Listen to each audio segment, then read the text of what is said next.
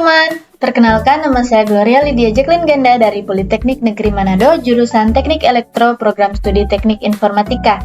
Saat ini saya akan membahas mengenai apa sih itu sistem informasi.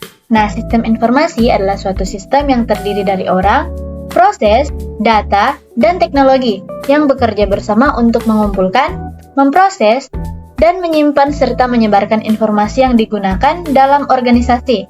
Sistem ini memainkan peran penting dalam membantu pengambilan keputusan, mengelola proses bisnis, dan berkomunikasi di dalam organisasi. Kita masuk pada sistem informasi berbasis komputer. Nah, ini merujuk pada sistem informasi yang menggunakan teknologi komputer dan perangkat lunak untuk memproses, menyimpan, serta menyebarkan informasi. Ini memungkinkan untuk pengolahan data yang lebih efisien dan cepat jika dibandingkan dengan pengolahan data secara manual. Nah, sistem informasi berbasis komputer yang sementara dipakai merujuk pada penggunaan sementara sebuah sistem informasi. Sebelum implementasi penuh dilakukan, biasanya digunakan saat migrasi ke sistem baru atau untuk mengakomodasi kebutuhan sementara dalam organisasi. Di slide ini kita akan mempelajari tentang alur sistem informasi. Yang pertama ada pengumpulan data. Nah, proses pengumpulan data dari berbagai sumber, baik eksternal maupun internal dari suatu organisasi. Nah, yang kedua ada pemrosesan data. Di sini terjadi penyusunan, transformasi, dan finalisasi dari sebelum disimpan atau disebarkan. Nah, yang terakhir ada penyimpanan dan penyebaran. Data disimpan dalam basis data dan disebarkan ke pemangku kepentingan yang sesuai. Next. Nah, ini kita masuk pada tujuan sistem informasi. Nah, tujuan sistem informasi itu yang pertama ada optimasi proses bisnis.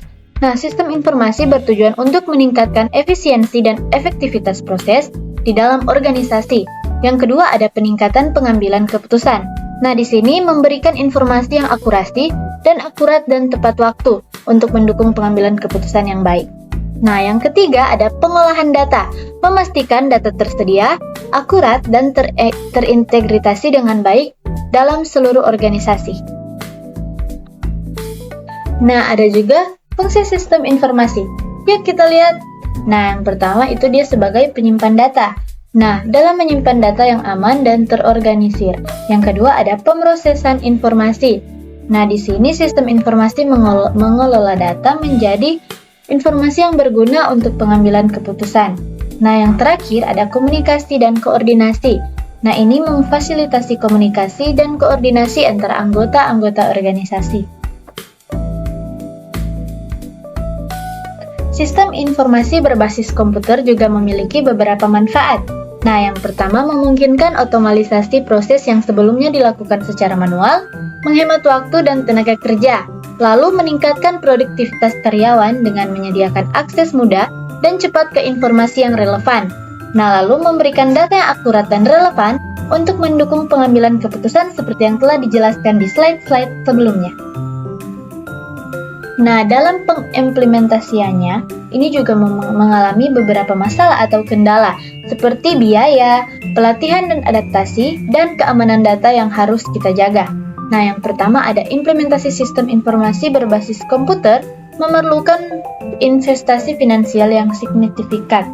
Juga pelatihan untuk karyawan-karyawan agar dapat mengadopsi sistem informasi yang baik dan akurat.